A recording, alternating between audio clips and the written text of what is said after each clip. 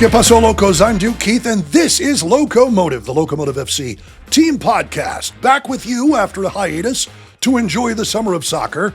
Back with a vengeance, because if you think the summer of soccer is over, no. We're going to go Wolf of Wall Street here. I'm not going anywhere. We're not leaving.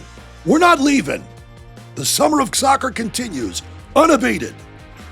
Well, the World Cup is over. That aspect is done. But there is a lot to discuss as it continues with the Locomotive FC season, the USL, as everybody's kind of wondering what's next. We're going to talk about what's next as it relates to youth soccer today. Three very, very cool guests I think you're going to enjoy because, of course, the United States men's national team did end up losing to Belgium. I don't think people had a problem necessarily with the loss as much as the way the U.S. men's national team lost. And now all of the ink is being spilled about what can we do, about pay to play, about the youth soccer system, about getting kids opportunities. And that's all real, very, very real stuff. But it is being addressed, and it's being addressed right here in El Paso. And to that end, I think you're going to enjoy my conversation with Locomotive FC Academy Director Ulysus Torres, as well as Director and U20 Head Coach Guilherme. And then we're going to have a little look back at how kids worked it to get that next opportunity, to get that pro opportunity before Locomotive FC's Youth Academy existed. The hoops they had to jump through, well, a couple of them did all right, I would say. U.S. men's national team members Ricardo, Pepi and Alejandro Zendejas were discovered after coming up through the FC Dallas Youth Academy system.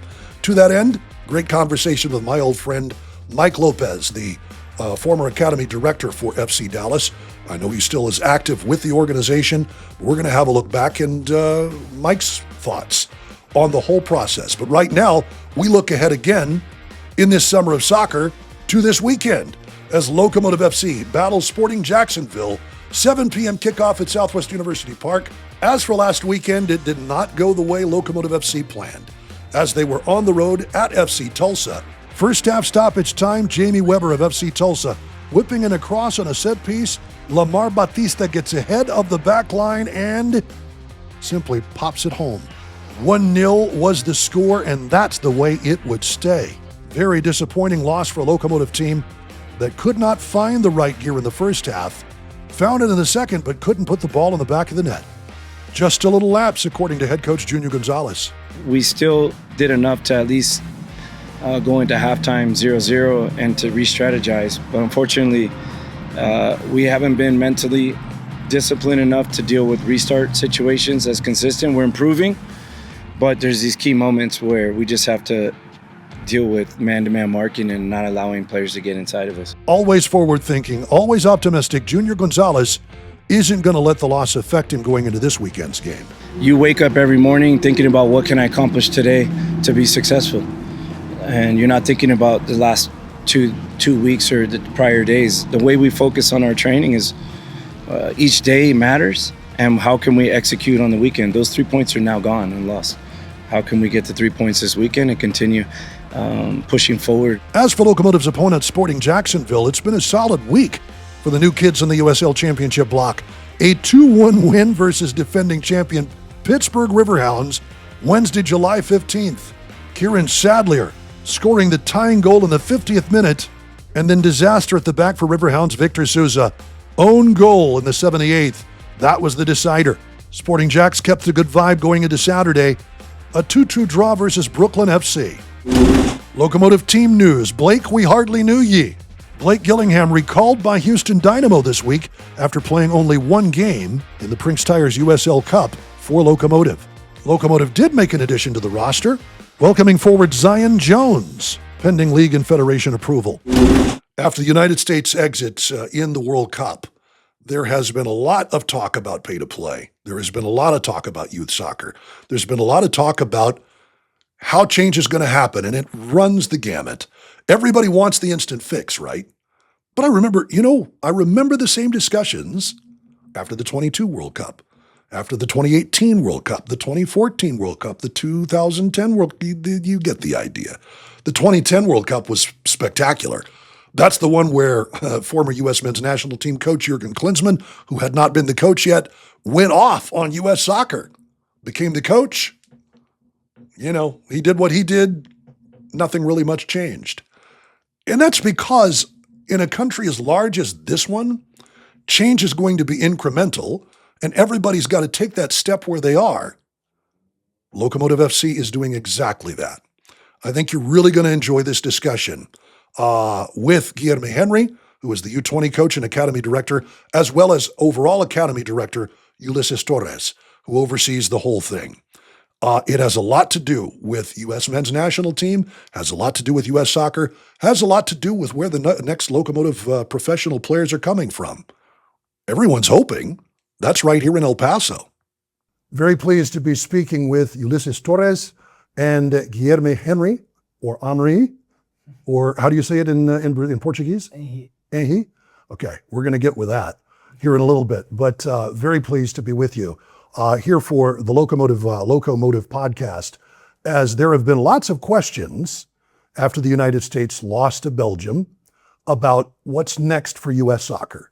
And I would think that one of the biggest elements of that is professional clubs taking that next step and instituting academies to get young men and young women the opportunity not only for college, but for professional soccer. And to that end, Locomotive's Youth Academy has done exactly that. And first of all, congratulations to both of you. 5 ECNL RL teams making the playoffs this year out of the Mountain Division or Mountain Conference, and that is a tremendous accomplishment. Thank you guys for being here with us today, and talk a little bit about what you're proudest of here as we go in. Yeah, this 25-26 season was historic for many different reasons. One of them being, as you alluded to, Duke is, qualifying 5 out of the 6 ECNL boys teams. Also being able to qualify our first boys regional league team, which was, essentially the second teams of our elite boys programming. Staying true to the 50% that we embarked on, in year 1, qualifying 3 out of the 6 in 24-25. I think this is a feat that is remarkable in and of itself. There's been a lot of transition between season 24-25 into 25-26. Even in the midst of it, as you know, we lost our former academy director, Alex Boso, who's now at Austin FC, took over from Ivan Militar from the 24-25 season.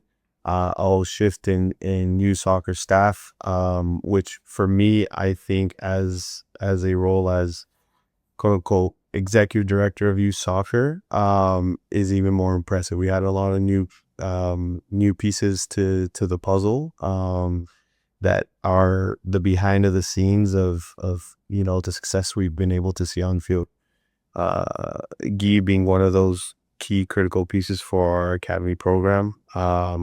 When we first inherited Guy, brought him in, we were on the very front end of our ECNL season. I believe the program went something like a 95% win average across the remaining weekends. It's a big testament, to the work that Guy brought in, the energy, the culture that he's looked to establish, but as well as the hard work of many that have been involved from day one, even beyond the years. So all the challenges intermixed with, yes, the end success for me is what speaks most profoundly about everything as well. At the same time too, we continue to innovate our programming, kind of staying on the front end of with the youth soccer landscape that is always evolving and always changing. Guy, I know your main team is the U20 side, and the kids, they're ready. They're past high school, they're on to whatever's next, looking for college scholarships, looking for professional opportunities. First of all, again, congratulations to you as well. But as you step into this role, beginning this season, and you already have the success, what does it say to you about the talent level of El Paso kids? First of all, I want to say thank you, God, for the opportunity that I'm having. I joke with Ulysus all the time that I think I need to be in El Paso, and I think maybe El Paso wasn't needing someone with my craziness, my passion, my energy. And I'm so thankful for having this opportunity. And Actually today I was thanking Ulysus to find my passion in the game again. I would say I was hungry to be working with passionate kids that have a dream, that want to be developed. I believe on this, and that was the way I was developed in Brazil. The better human being that you are, the better soccer player you're gonna be. So that's what I try to make with the kids, to give them the autonomy, to make them understand what we're doing and why we're doing, so they buy in the idea, and they understand that they can maximize what they are as human beings, as soccer players. So for me, coming in the middle of the season, honestly, I think El Paso is a unique city because the kids are passionate about the game, as you mentioned, and actually was a reflection that you made me have in the beginning of the interview. Like, the World Cup is over for US, but like, we are part of the process for the next World Cup, and sometimes we don't realize it. Sometimes we complain about the US landscape, but we have the power to help to make it better, so I'm very excited for that.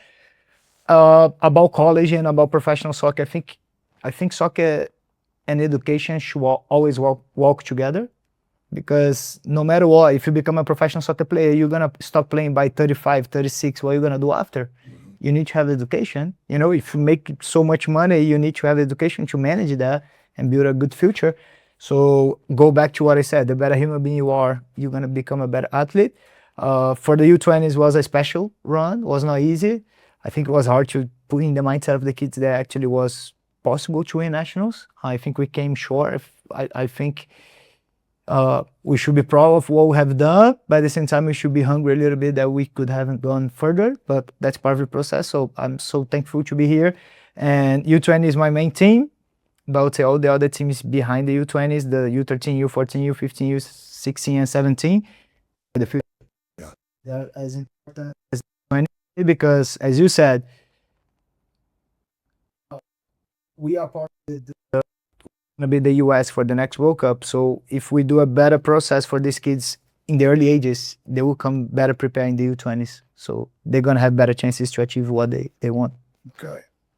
I'm gonna cut this part out. Yeah. If you could scoot a little closer. Yes. Thank you. Appreciate it. Okay. So with that said, we talk about in there's the hue and cry. What's wrong with American soccer? Well, part of it is the professional clubs do need to step up and fill that void and make these academy opportunities happen. To that end, if you could both speak a little bit to what Mountain Star Sports Group has invested in this youth academy. I've heard from Gibbs Keaton and that gang with the girl side, and they're coming ECNL RL season. You guys have had it for a year, and you've qualified 5 teams to the playoffs straight away. I mean, how important is it, though, to have that backing, to have, a whole office staff of people ready to help you out? Yeah. I'll allude to more of just the importance of that infrastructure to allow, the technical professionals to maximize, whether it's resources and the ability that our demographic does have, along with the passion as Guy alluded to. The big thing is obviously this U20 program is the closest thing that we've ever had to a true academy in the city.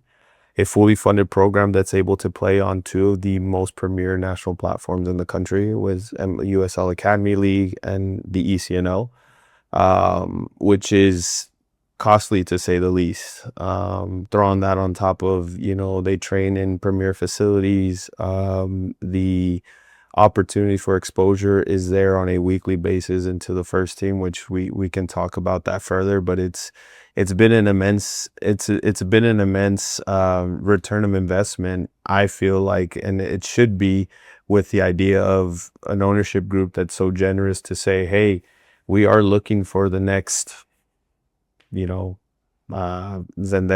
or Pepi or many others that have gone to the professional game outside of national team representation, that are earning paychecks, earning their living from, I play with these players many, many moons ago. So, outside of that too, I allude to the cost of premier youth soccer. Unfortunately, in this play to pay environment, I don't want to get deep into those woods and trenches. That is something for us as a nation, you know, maybe even the federation kind of leading that challenge, and overcoming that obstacle. But it is expensive to participate in this, and I think, you know, the ownership group from day one was very well informed, continuously educated. Every step we've taken along the way, starting with the boys and then now taking the first steps with the girls, you know, keeping them abreast of like what this means, but also what it costs and entails has been part of it. And in terms of the financial backing, there's never been a no, right?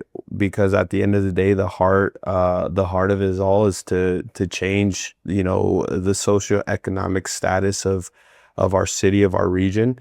We need successful stories. We need people taking the next steps. For us, we use a game to open those doors, but the reality is it's not just the soccer doors that are opening. It's, you know, life, professional outlooks off the field that are opening in the process too. And to align that with like-minded people that understand the game at a very high level leads to a very powerful institution that we've been able to build.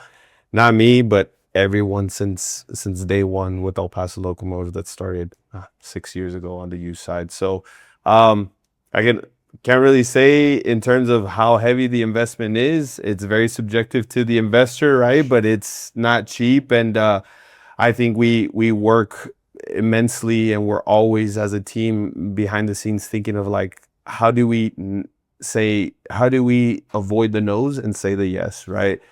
And from our background, even though we're miles away from, you know, just the average of what the landscape is in other markets, whether it's fundraising opportunities, scholarship donations, you know, just incremental increases potentially in fees over the course of years. We have to be very strategic in how we're doing it to make sure that the quality and what we're able to represent as a club only continues to grow and no one gets missed in the process. The opportunities for everybody. That's really key. And I know, Guy, you know, working with an under 20, you just mentioned fully funded. That doesn't happen often in the United States, does it? And this is a tremendous opportunity because these kids are the kids who really want to be with you, who really want to take that next step. 100%. And I think it's part of the education as well that we spoke with the players a lot of times because they need to value this opportunity. It's not natural. And I think some of them took for granted for a little bit. And I think it's normal as human beings. Sometimes if we don't know, we just take things for granted naturally. But there are so many gap year programs around the United States that the cost per player, it's from $20,000 to $80,000 a year per player, 1 year. So giving them a professional structure, we literally have everything. The field, we have a video room to do analysis. We have 3 people in the coaching staff. Athletic trainer. Most of the trips they don't have to pay anything. So it's something that they need to value. And I actually am so grateful, as I said in the first question, very grateful to be in an environment that there are so many talent players, so many good human beings with a great opportunity that is very special in the United States, that they don't have to pay anything for it. And I think we can create a culture that the people that deserve will take things. Because I think when you have the pay-to-play system, your decisions need to be a little more calculated, to say the least, right? You give me the perfect word. Thank you. So yeah, I think we're doing really good things. I think now we have a new cycle starting Monday. We have 9 youth players, 2012, 2011, 2010, 2009 players doing preseason for us. So that's massive. And taking actually inspiration for the first team, January of this past year, we had 9 players from the academy that participated in the initial preseason of the first team. So essentially copying and pasting what we're doing now. It's much easier said than done. These kids have worked for the opportunity. They're of the potential to feature within that fully funded program. So we're really excited. And I did not want to miss this, dude, because I know you mentioned the girls side. we have every intention as a club, as a youth organization, to bring the same offerings and opportunities on the girls' side. That would include an opportunity to play maybe USL Women's Academy League here in the coming years.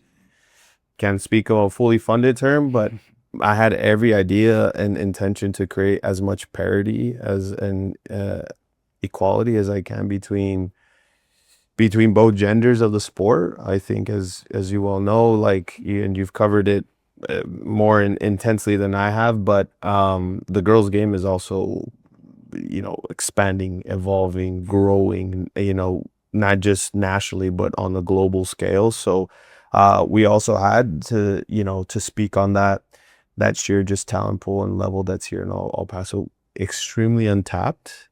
Yeah. And extremely underexposed. So that is a big initiative of mine. As long as I have the opportunity to help that and grow that, the team will be working very hard on that. Well, and we talked about the Alvarez family, Kylie Alvarez and Gibbs Kibu talked about that extensively. This is a young lady who really wanted to take that next step. So her dad or her mom would drive her to Dallas every weekend to play for the local or the nearest ECNL RLT. And to have that here to fill that gap is going to help with the exposure of these young ladies tremendously. How serious do you want to take it? And I know Gibbs and his staff are doing great things on the girls' side. The boys' side is, as you mentioned, it's a little more established. It's been going on since the club was founded, and there have been those players who've made their way to the first team. You kind of alluded to it a little bit. I mean, this is kind of the end goal. You want to be able to grow your own players as a professional side. Yeah. As the professional game, as the USL itself ramps up to first division, as there is the real possibility of promotion relegation for the first time ever in the United States.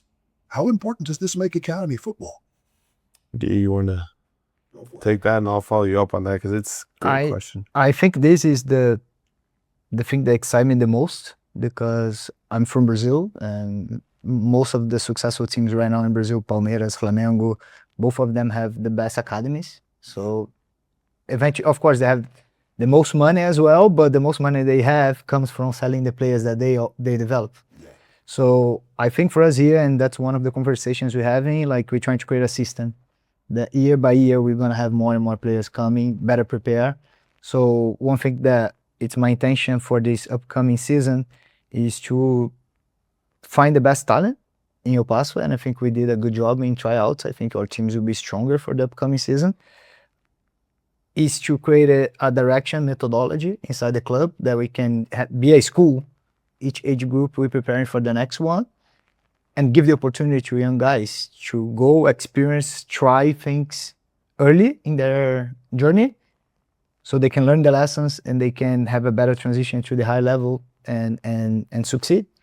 So I think we have a chance in 3-4 years to have so many high level youth players that might have condition to be part of the first team. Yeah. And to follow up on that too, on the flip side of it, as a youth ecosystem, it's very important that you have the professional layer, as collaborative as it can be. And we're very grateful that we do have that, all the way from our I know he doesn't like me calling him a boss, Mike DeLugio. He's super supportive, always looking, of ways of integrating our academy players into the first team environment, and then led by a first team staff with Junior and his group that we're in daily communication with the first team staff on who's going here, who's going who's getting called up to the first team training, who potentially needs to travel with the first team for a Prince Cup's match. Or just to add on that quickly, Junior a lot of times asks me who deserves.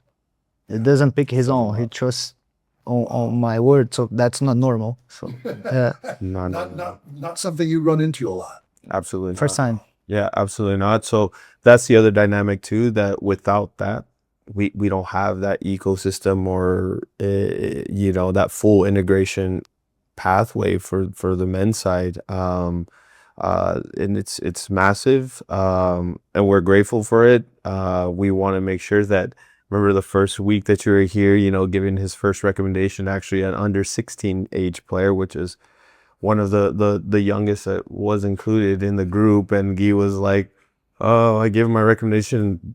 The kid did awesome. He did really, really well, and will be part of the U20 squad going into next year. And so this is it. Like, we also need to set up the player for success, right? And a big part of that is being able to involve them early on in early ages, U14, U15 into the U20s. The expectation is, can we replicate that at the first team level, a U16, U17 player, because they do need time, right? Sure. So the big variables of first team openness and collaboration and time, I think, are the biggest key pieces to this. I feel, as an El Paso native myself, I remember, training with Alejandro, Paul Harvey with one single post. Like, he was 5 years younger than us, playing with us and just showing us up. Omar, the same thing. People like Mikey Ambrose, Hadron Guillen, like all these major talents. But the reality was, there was also multiple dozens of other, players in the city and the region at that time were great players as well that could have been afforded the opportunities. I think with this integration, there's no reason why we can't see these, future, Division I players, national team players make the steps through our pathway here at El Paso Locomotive. Well, that's the big thing. Everybody talks about it, but this only exists in pockets. Like American soccer's, I like to refer to it as when you play connect the dots. There's a lot of space between the dots when it comes to soccer facilities and academies and schools and so forth. And one of the things is, how much of the youth that is talented can you scoop into a system? How much of this gets seen? How much doesn't get seen? And what gets left behind? That's, I guess, your job, right? To go out and look for those kids too, correct? Yes. And I think, and Guy touched on it earlier, he mentioned how the belief of us as an academy is truly embedded in the human aspect as well, because these players, regardless of the talent and levels they achieve, they will face some sort of obstacle, challenge that they must overcome. And the human nature, the character that's built in these formative years is, we feel, is part of our job as an academy, as an elite youth soccer program, not just here in El Paso, but I'm gonna argue regionally, right?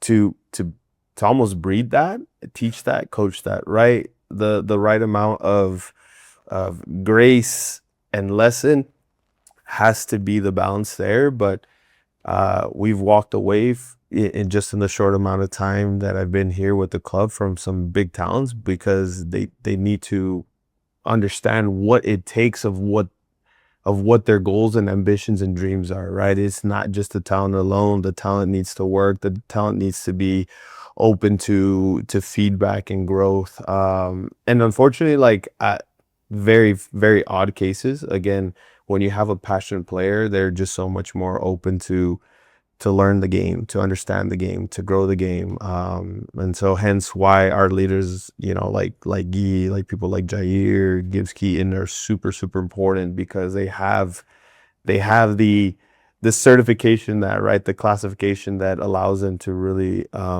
understand what talent is and how to get the best out of it. Jair Motorful? Jair Olivares. Okay. That's different. Okay. Right. Yeah. Totally different look at talent, I guess, from the official standpoint. Yeah, there you go. Right. Let me ask about El Paso kids specifically. And, I had a conversation with Mike Lopez. Of course, there were stages. Mike played for the El Paso Patriots back in the day. And that was the way young kids got an opportunity in front of everybody. And it didn't, with varying degrees of success. And then Mike himself kind of filled that role. Pepi and Zendejas are a testament to that. You guys have come along, and that sweeps in a lot more kids. I think this academy structure, especially because you can tier it to all the different age groups. And you're that next step. But the thing about El Paso kids, and Mike alluded to it, I remember hearing this back in the 1990s, that El Paso kids kind of need that extra boost because they're so attached to the city, to their families. Their families are attached to them. Yep. And you kind of mentioned bringing along that, cultivating the culture of success and what that means for an individual, what that also means for a family. I imagine that you have to do a little bit of counseling when it comes to moms and dads. Does that happen? Yeah. It happens a lot, and honestly, there are some very high level players that receive offers from different MLS academies. And part of our concern is the timing. Yeah. Is the kid ready to move to a very different city, a different dynamic, away from the parents? And be honest, depending on how early you do that, the kid doesn't want to play soccer anymore. Yeah. Because you don't have the family support, you don't have your friends, you don't have the, soccer at the end of the day is a 2-hour event activity every day of your life, what the kid does in the rest of the day. So we have this concern, and we have this pressure to provide a high professional environment here that we can develop the players, and the players don't have to leave right away. Yeah. And I wanna, and that's what I told Uli, and I'm very grateful to the coaches that we have, to the parents. They are very supportive. They are very open-minded to talk, to listen. Not every time we can please them, but it's part of the job. But I think we have all the elements to be successful and to be one of the strongest academies in the United States. And you mentioned about what's wrong maybe with the youth development in the United States. And for me, a lot of the kids don't have that passion for the game. And I hear the kids have that passion for the game. A lot of times, like after training, I finish, I try to get the kids out of the field because they want to be doing their thing, And for me, that's special. I get mad, but I drive home thinking how grateful I am to have that type of passion with the kids that we have here. So I think over time, like I'm here for 4 months, I think we have done a lot of progress in a lot of things, not just myself, everybody involved in this. And I just imagine how this academy can look like in 3 years from now. Wow. And that's what I told you, that's when I expect to have more and more players to go to the first team and make an impact. That takes time. On my end, this was a day one vision and just mission of mine. Again, having gone through, let's call it the youth system of El Paso. Sure. Back in the early 2000s. Let's call it a system, but really it was just a project fueled by passionate players that along with supportive parents, but zero guidance and zero support, or very minimal support and resource, to be very honest with you. I mean, I have so many stories that I can talk about when it comes down to that. So this opportunity for me meant more than just like a role to play. Like it is a mission fueled by 100% passion and a little bit of self-bias. So my vision for El Paso Locomotive Youth Soccer was to become the destination club, destination academy, Duke. Not just for players, but even for coaches. Sure. That are coming grew up in Rio de Janeiro in Brazil and are coming here, grew up in the middle of Quito, Ecuador, and coming here, grew up in the middle of God knows where parts of Hungary, and are here plying their trade, working to evolve our game. And we sit here now because of these types of people that are invested, see the value of our culture, see the value of our player, and want to elevate where El Paso Locomotive sits, but not just El Paso Locomotive, us as a city. So for me, it is fighting against the perspective maybe of what's existed in the past and what did lead to opportunities for like Alejandro and Ricardo of going to Dallas and making it there. Our goal, our objective is to have that come through our pathway here in El Paso. I think every single month that passes by, every single season that passes by, we're closing that gap. Now those conversations, those difficult conversations that are holistic and as unbiased as they can, because we want the best, we have the best intention for the player and the family. Now El Paso wins those instead of losing those. At least the players are integrated into our system, and that's the main thing, right? We're okay with that accountability and that responsibility to make sure that not only that talent develops, but that talent is exposed. And again, not just from a pathway side inside our club to the professional level, but now making connections, really strong connections with federations on either side of the border is unbelievable for us, and is opening doors.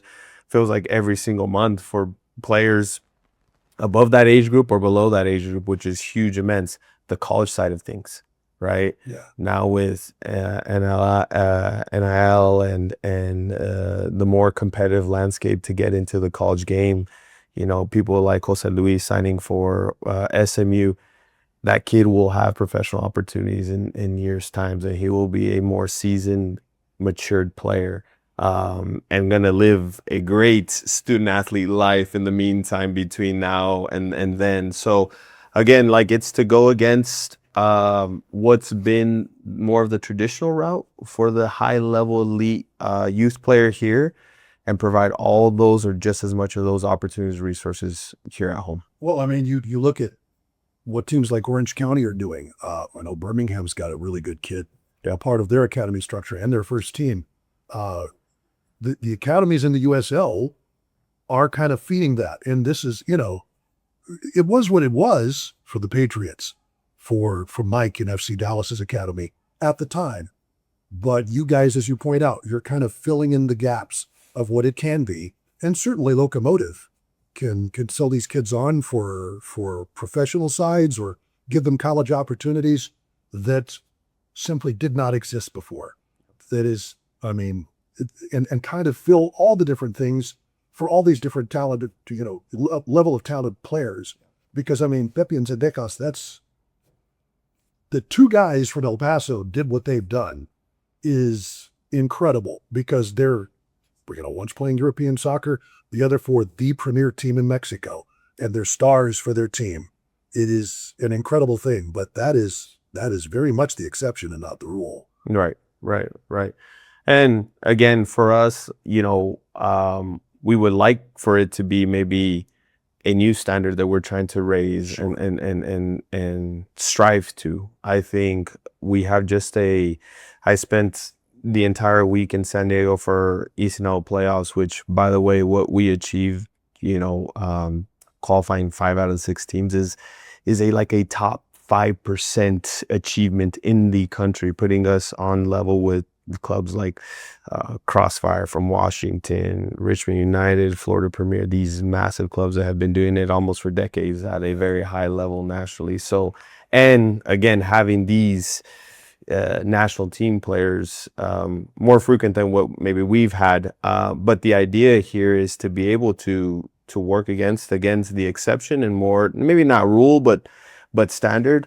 Yeah. When you have the talent bed that's here, the passion, the resource, and the leadership, the guidance, I mean, I don't see why we could not have more of those successors. And hopefully we're sitting here in 2030 and we have a Locomotive product, right? Like, getting at least in the contention to maybe make a national team would be phenomenal. And I take this from Guy over here. You have to be a little bit delusional in our industry, in our sport and profession to get to these mountaintops, these mountain peaks, and make progress. Yeah, and even to do the work on the day by day, right? Especially when no one's looking. I mean, these players did it. We as staff and professionals of the club, like, that's our task every single day, is to think that way and put the work behind it. Guy, I mean, being Brazilian, you've grown up through the academies. Talk a little about your journey.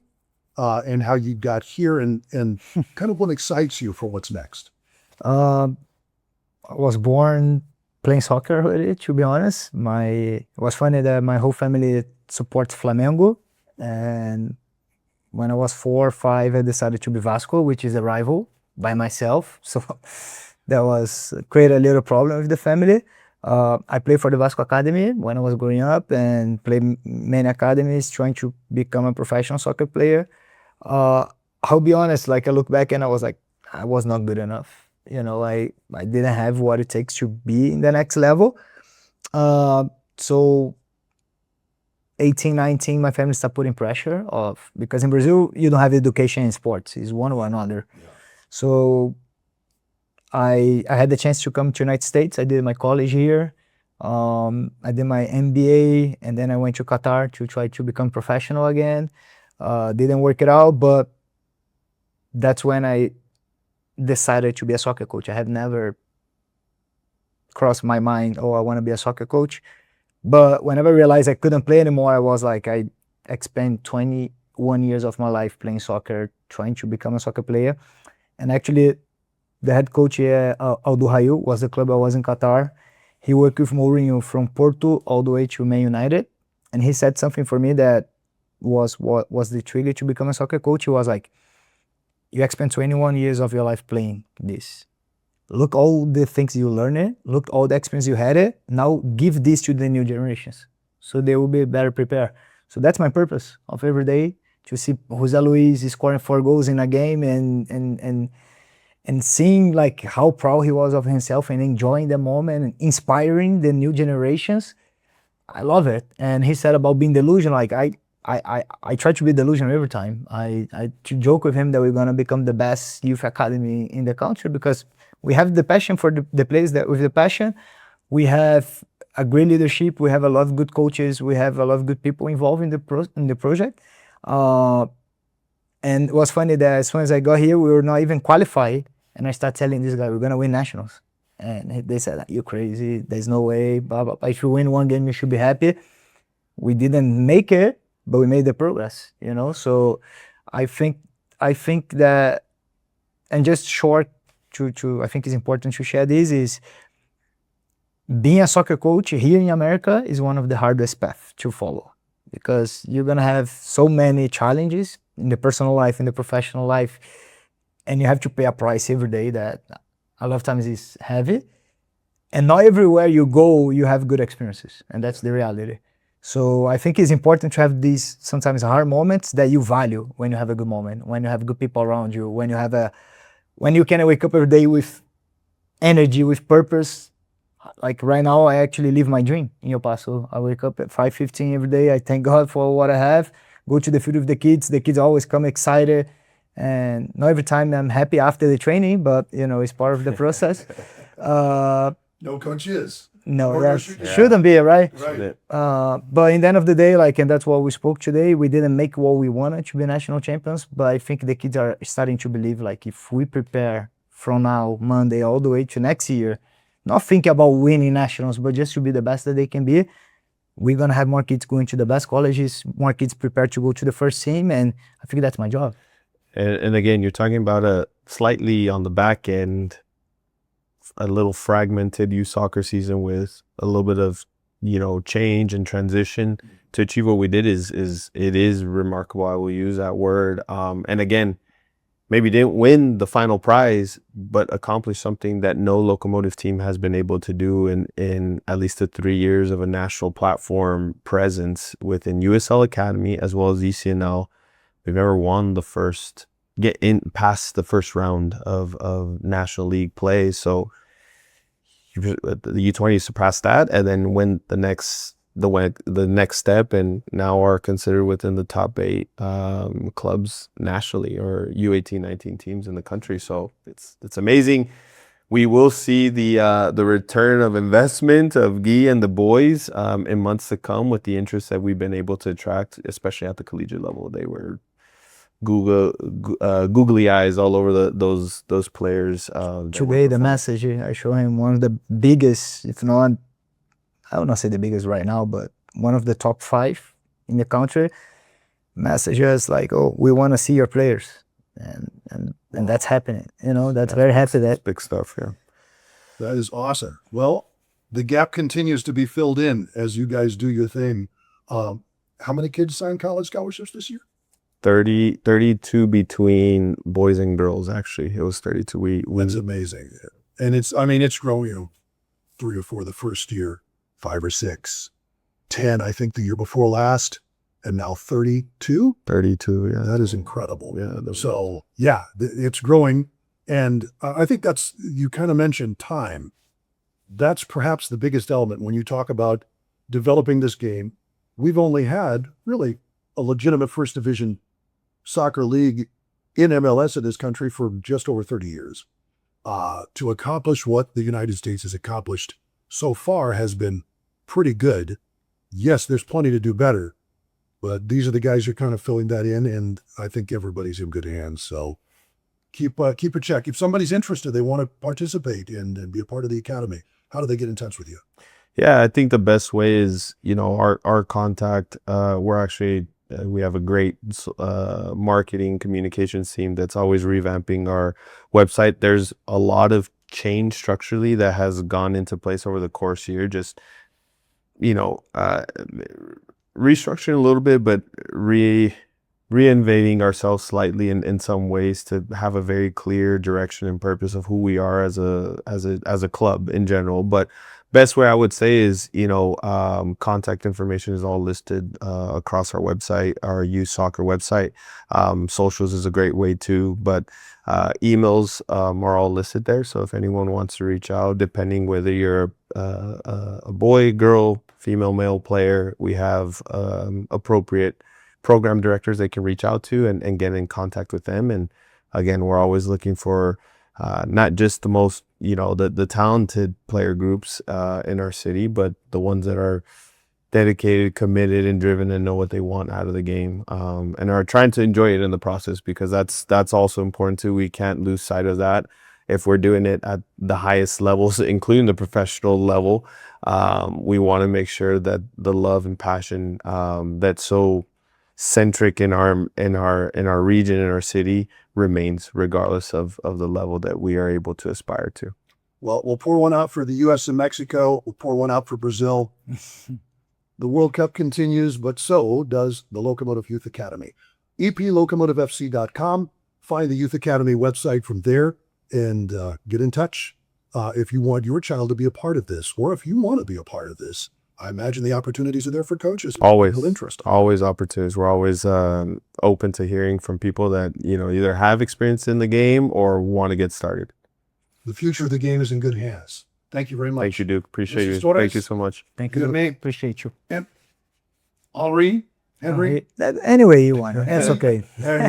We'll learn Portuguese at some, and we'll try to impress the next time we talk. But thanks so much, guys. Thank you, guys. Thank you, Duke. Thank you. I so look forward to what Ulysus and Guilherme and the rest of the coaching staff and the academy itself, the players and the teams themselves, both boys and girls, are going to be giving Locomotive FC and El Paso soccer very, very soon, sooner rather than later. But to have an appreciation of the future, to have an appreciation of the present, you have to have an appreciation, I think, of the past. I mean, before Locomotive FC's Youth Academy, what was there for kids? How did they get noticed? How did they move on? There was something, and there were a couple of kids who utilized that to great effect. Certainly. PSV Eindhoven forward, Ricardo Pepi, member of the U.S. men's national team. Club America midfielder, member of the U.S. men's national team, Alejandro Zendejas. How did they get here? Where did they come from? It started with the FC Dallas Youth Academy system. And an old friend of mine who has a lot to say about today and yesterday. And speaking of yesterday, my friend Mike Lopez was a member of the El Paso. We kind of see the flag over my left shoulder, just a little bit of it. The red, white, and blue of the El Paso Patriots. He was a Patriot back in the very first stages of the club in the early 1990s. That was how El Paso kids got seen then. It was really the only avenue. Nobody came. The college recruiters didn't come to El Paso. They wanted the big physical types. It's not the way El Paso works. Very technical players. They were ahead of the game, you could say, in a lot of respects. And Mike Lopez made sure to continue the game when he got done with his playing career as a member, as the academy director here in El Paso of that FC Dallas Youth Academy. And very, very pleased and excited to have this kind of World Cup edition of Locomotive's podcast, because one of the guys that we've got to talk with is Mr. Mike Lopez, who is the academy director for FC Dallas. And I know, the Locomotive does their own youth academy. You do yours. You also have a camp. Mike, first of all, it's a pleasure to be with you. Thanks for spending some time with me today. Oh, thank you. Thank you. And I know you've been busy doing lots and lots of interviews, Yes, because two of the kids who came through your academy back in the day, well before Locomotive was a glimmer in anybody's eye, was Ricardo Pepi and Alejandro Zendejas, along with a few others, but those are the two everybody knows because those are the two playing for the U.S. men's national team. I mean, that's pretty special, but your history with soccer goes well past that and back into the 80s and 90s when you were a player yourself and a member of the El Paso Patriots, correct? Yes, I was. Yes, I played with him for 3 years. And I mean, that was kind of the youth academy structure back then, kind of, wasn't it? This was the way kids got seen. Yeah, the highest form of soccer at the time in the United States, where Paso Patriots played, USL. And talk about that experience and kind of I mean, was that something that kind of got you interested in youth coaching when you were done with your own playing career? Yes, I've always been involved with soccer. My dad was one of the pioneers of starting the adult leagues here in El Paso back in the 74, 75, the Border Soccer League. He started that with a couple of other friends. So I've always been around it throughout the years. So, and going to the Patriots, doing camps with them, doing the camps for them and stuff like that got me interested in coaching and developing players. Well, I know it is a labor of love, especially when you're a youth coach. Not a lot of returns. You do what you can to help the border soccer community, and you've certainly done your part. What about first of all, when did you start the FC Dallas Academy? How long has that been going on? It's been going on since 2012, 2013. And this was, FC Dallas has been kind of a groundbreaker in Major League Soccer because there for years and years, they wanted to play the kids. This was an organization that existed to get youth players through and develop them that way and kind of make things work. So they were the precursor to a lot of what everybody else is doing. But academy soccer was the way for them to go. Yeah. Back in the day, still one of the head academies here in the United States development players. FC Dallas has always been developing players throughout the years and stuff, and we've been lucky enough to be able to be part of that.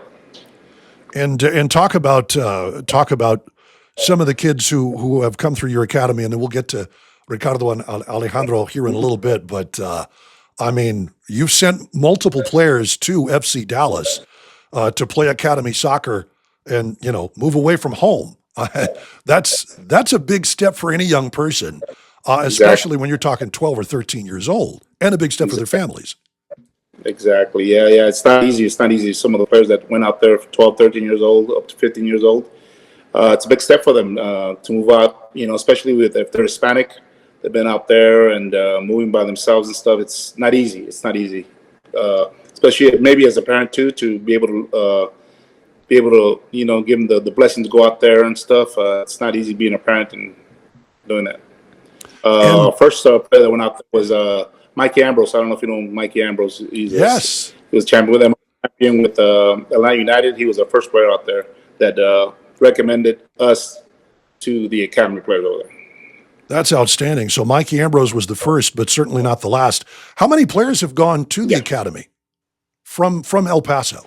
Off the top of my head, between 20, 25 players throughout the years being out there. That's outstanding. So you have quite the record for spotting young talent. And this was, if you wanted to play top level pro in the United States, this was kind of the way to go. You were the camp and the academy to be a part of. Yeah, we were the ones that gave the opportunities for players to go out there and stuff. My ex-partner, Rafa Cifuentes, did a great job on when we started this, sending players out there. We would bring the scouts out to El Paso and from Dallas, and they would pick who would go to try out the academy. And we had a lot of success with that. Well, and I think that says something about you guys, but it also says something about the level of talent here in El Paso. That's something, obviously, that you knew because you were one of those players back in the day. And El Paso has always been one of those places that maybe coaches don't look, and maybe because of the culture, maybe because of the kids. But obviously the talent is here. And now that the professional game is elevated, it's about young players, isn't it? Yeah, there's a lot of talent here. And, we're so far apart from, any other big city, Phoenix, Albuquerque, which would be the closest one, Dallas, Austin, San Antonio, Houston. We're so far apart that sometimes it's hard for our players to be seen. And like I tell everybody here in El Paso, from development leagues to a little bit more academy-style leagues, it's always competitive. Every game, every coach is competitive here in El Paso. So we grew up with the culture of, every game is important. Every game is important to win. So there's a lot of pressure. There's a lot of, talent out there that everybody has to bring their A game every weekend. Well, and I think of players in terms of Locomotive like who was it, Chapa Herrera. It's kind of the first name that comes to mind. Here's a dude that played, I believe, for the Texas Stars, and he's there working roofs with his brother, and shows up at an open tryout and never leaves. Like, he's still playing in Greensboro. And this is this is an El Paso kid who never ever thought about professional soccer as a career, but the talent was certainly there. And Locomotive, if it wasn't FC Dallas, it was somebody else. The talent was there, and somebody finally picked up on it. Yeah, Chapo was a member of the FC Dallas Academy when he was young too. Outstanding. So he started out with us, and he went to go play at Alianza de Football Open League, and the coach saw him out there. He was already had a kid on the way and stuff, so it was good to see him. Chapo grew up in the same projects that I grew up, so every time I see him, I said, "How does it feel to be the second best player to come out of the Marmolejo projects?" He always laughs. How about that? Yeah. That is outstanding. That is hilarious. Well, and I know that obviously his professional career has continued. Yes. If you'd had the opportunity, I imagine that you would have played a little longer too. I would guess. Who, me as a player? Yeah, as a player. Yeah. Growing up, I played, turned pro right out of high school and stuff, and I had a couple of knee injuries. So the last one I had, I said, you know what, it's time to go back to school and hit the books if I want to make something out of myself. So that's what I did. Gave up soccer and after the last knee injury, like every good player, you mess up your knees, you can't make it to the next level. So that's kind of an impediment, I would imagine. But certainly you've made the most of what you've had and given back tons to the community. Okay, now specifically, this is kind of our World Cup edition of the show. So let's talk Ricardo, Pepi, and Alejandro Zendejas, both guys who are playing at top-level leagues. Of course, Alejandro for Club America, and in the Netherlands for Ricardo Pepi at PSV. These are kids who came through your academy. Was there, and I know you've been asked this question a million times, what set them apart from everybody else? How did you kind of know, keep an eye on these two? I think it was their work ethic.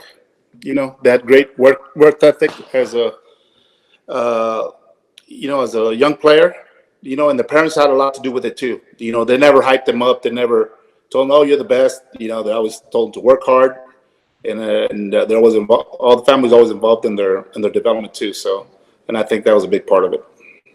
Yeah, Alfredo Zendejas and Monica Saavedra. Of course, we've seen them plenty. And kind of making the rounds a little bit themselves, I guess, on the television circuit. And they're still here in El Paso, correct? Yes. Okay. Yes, they do. Yeah, I still golf with Alfredo once every 2-3 months and stuff. He's a great golfer, so he's been trying to teach me on that. So, okay. All right, I was about to say, I mean, you're willing to admit your humility in terms of golf. But, I always think I'm taking 2 steps forward and I'm almost taking 2 steps back. So it's a challenging sport. That is the way I hear, right? I never picked up that bug. So, right. But every golfer I talk to is like, it is addictive, but it is a hard sport to master. Yeah. But, obviously soccer is its own thing. And Alejandro, I know his brother played college soccer and and that he was kind of born into it. But that work ethic you talk about and the parents, that sets them apart. What's the next step for them? What, was it a deal where you had to approach them and say, hey, you may have an opportunity to go or did FC Dallas have to come out and take a look at them to give them an invitation? How did that work for them to take that next step and move to Dallas? Yeah, how it works. We spot our players here in El Paso and stuff. We know our talent that we have, so they come down and they say they're looking for a right back, center back, or at that age usually, as long as they're ballers, they're players and stuff. So they come down. Before they used to come 2-3 times a year. Now they come twice a year. So and they come in. We already know our talent, so they asked us, who do you think? And they give a special eye to certain players. But there's been situations where they come look at one player, then they see another player, and they give them the invite too. So sure. And then it becomes time. I guess you play a big role in this, sitting down and talking with the parents and the kid. Obviously, everybody's got to make that decision to take that step and say, okay, you need to move to Dallas if you want to continue this and make a career of it. I mean, how big a step is that? I mean, how taken aback are the parents that they're going to have to let their kid go? We talk about that process a little bit. Oh, yeah. It's, missing their childhood. They usually go over there with the host family. With their 12, 13, they go with the host family here, over there in Dallas. So it's hard for as a parent, as a family member too. It's on the family and stuff. So, but every player we recommend, we got to make sure they're doing good in school. They have a good attitude. We've had a lot of good players, that just aren't good in school. So really, we can't recommend them to go out there. So some of them get homeschooled, some of them have to go to Lone Star High School. But it's not easy. Everything has to match. Everything has to connect between the players, the parents, and the academy. So after they screen him here, they send him for a week to Dallas to be seen by the academy coaches, see if they fit into their team, and see if they could take a spot off of a local kid over there. So if they're going to move, they're going to go over there and be part of the 21 man roster that they have out there. So they got to make sure that they're better than the local kids in Dallas. And Dallas has the best soccer in Texas, I think. Sure. I mean, the Dallas Cup has been, just like 50 years old now, this thing. Yeah. It has been the hotbed of Texas soccer forever. And so, right, if they're going to extend that invitation, then you've got to be extra good, which speaks to the 20 to 25 players who've made it out of El Paso all the way to the academy. And that's, you're really threading a needle when you're talking about academics, fit, position play, all of the different things that you have to be, and then be better than everyone else in the Metroplex to get that opportunity. And over 20 kids have done it from here. Yeah, attitude has a lot to do with them too, that they want to be out. There's been some kids that, that get an opportunity, but, they don't really want to be out there. Sometimes they don't have the character to be out there by themselves at 12, 13, 14 years old. It's not easy. Well, and I remember watching the El Paso Patriots, and obviously it was mainly local kids with a few pros sprinkled in. Yeah. And this was the opportunity for them to play, but very, very few ever actually left. And the guys who left were the guys who were already pros. Exactly. Yeah. It's not for everybody. It's not for, and it's not drilled into our culture either. Us Hispanics love to keep their families around. It's hard for them to go out there and expand their wings. So. Well, and you talk about the Pepis, Daniel and Annette. I know that was such a trauma for them to have Ricardo off in Dallas that they just moved to Dallas. Like the whole family moved to the Metroplex. Yeah. So that was obviously good thing for them to do. It was be close to and stuff. So. Well, obviously it's a big step to leave El Paso, but Ricardo, was pretty clear early on that he was going to be special. I got to watch his debut game, and he scored a goal against Montreal, Thierry Henry's Montreal, and he was 16 years old then. Scored the tying goal in a comeback win, and it was absolutely spectacular to watch this kid. He's been sprinkled with stardust the whole way through, and then now he's off playing in Europe, which is, I guess, every player's dream. But, obviously that academy step, moving away when you're 12 or 13, has probably helped him make the jump from the United States to Europe. That's a big, big step. Yeah, it makes him grow fast. You're out there by yourself in Dallas, a big city, makes you grow fast. And talk a little bit about. I know you got the opportunity to watch them in their last game in Los Angeles against Turkey, and both players got on the pitch at the same time there for about 20 minutes. I know Pepi started. Alejandro was a substitute. What kind of a proud dad moment was that for you? I know you've got your own kids, but you probably think fondly of these guys too. Oh no, definitely. Seeing both on the pitch, at the biggest stage in the career, and Alejandro making his World Cup debut, it was awesome. It was awesome. Little proud moment that I enjoyed seeing him out there. I was blessed to be able to see him out there live. And obviously they're doing very well. Mauricio Pochettino has the team really rocking and rolling right now. And we record this before the round of 32 match, but I mean, talk about have they relayed to you anything? And not that I want you to spill any tea or anything, but what have they enjoyed about Pochettino as coach? And obviously, having the opportunity to be on the men's national team, that's one thing, but what have they taken from Pochettino, and what do they think of him? Yeah, when I talk to him, I don't really talk about soccer. Just try to give him advice. Go out there and do your best and all that. But we don't really talk about I don't like to ask him questions and bother him with the certain thing that goes around camp and stuff like that. So sure. They have enough pressure already. So we just try to give him encouragement and stuff like that. So I guess at this stage, right? That's kind of what you're doing, and just make sure that you right. I mean, right. You're not going to offer tactical advice. They've already recovered that. Exactly. But I don't think I'm at that level. I don't think I'm at the Pochettino level. So sure, and everybody thinks they are. That's a different thing to fill that role, and you know better than most. What have you? But what? Okay, let me ask you then your opinions. What do you think Pochettino has done to set this team up for success? I think the unity. From what I see, the team's real united. Everybody gets along. Everybody's having fun. He makes it fun for them. And, I know it gives a lot of family time, because I know that Ricardo and Daniel have been out there with the team on their off days and stuff at camp in California. So I think that really helps the player and the unity of the team. And in terms of what you think they're capable of doing, I mean, everybody's dreaming big. But that's what the World Cup is, though, right? If you don't dream big, what are you doing there? Oh, yeah. Like I tell everybody, if you're going to dream big, and that's the biggest stage. You've seen it from the very beginnings, from back in the 80s and 90s, and of course, watching your dad back in the 70s. It was an absolute. I mean, we live in the desert. We know what deserts are. Soccer was a desert in the United States. There's still a lot of room to grow. I think the way I've put it is like there's too much space between when you play connect the dots for all of the big places of American soccer. There's still too much space between each of the dots, but it's filling in. Like, it's grown a lot, say, over the last 10 years.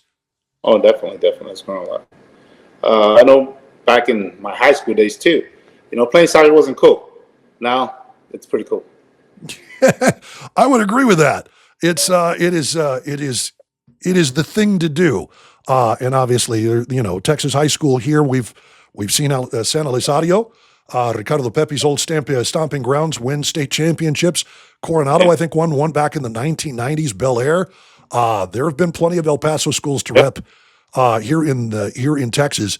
I don't know. High school is kind of the way soccer's kind of come about. It's a lot more about the club game than high schools, but wins and losses, meaningful wins and losses, I think are probably meaningful regardless of, how much emphasis you put on it. Oh, definitely. And you cannot take that away from players, not to play high school or anything like that. That's what it's there for them to stand out and shine in their high school and stuff. Some club coaches don't like them to go play high school soccer, but we always encourage it.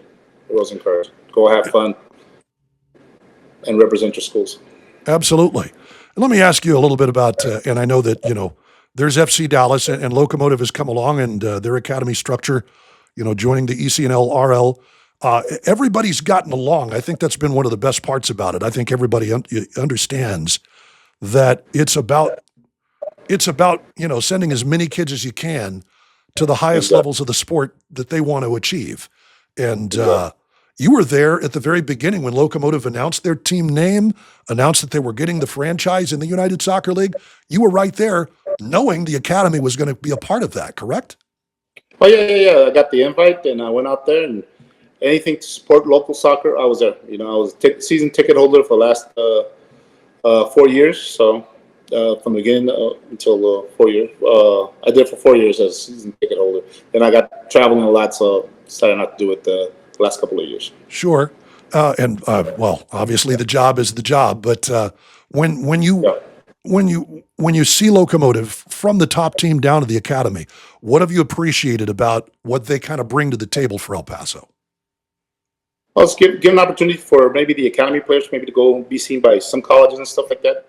In terms of like filling that gap from the academy structure, from the youth levels all the way up to the opportunities where they're going to go and do what they do, whether that's college or pro.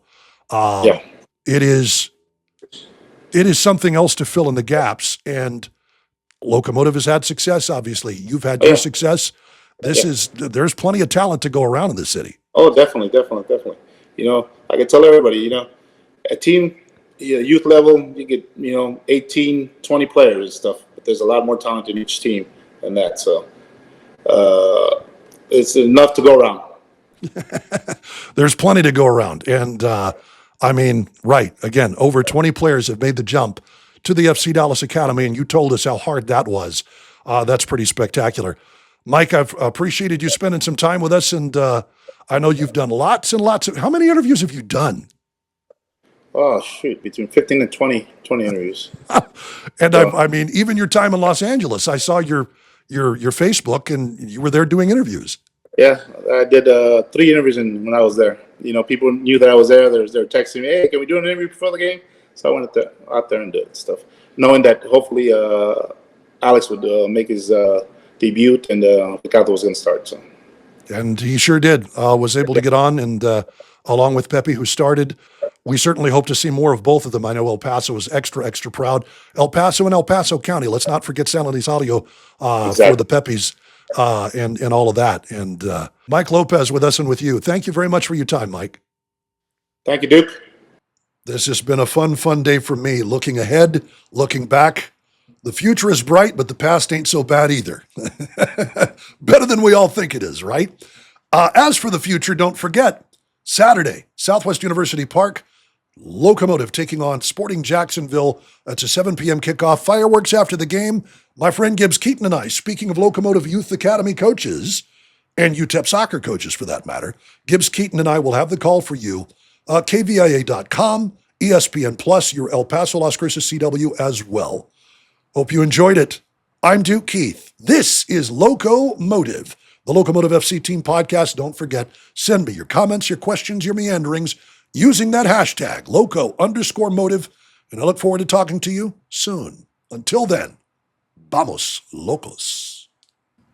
Forgot how to do the fingers. Jeez.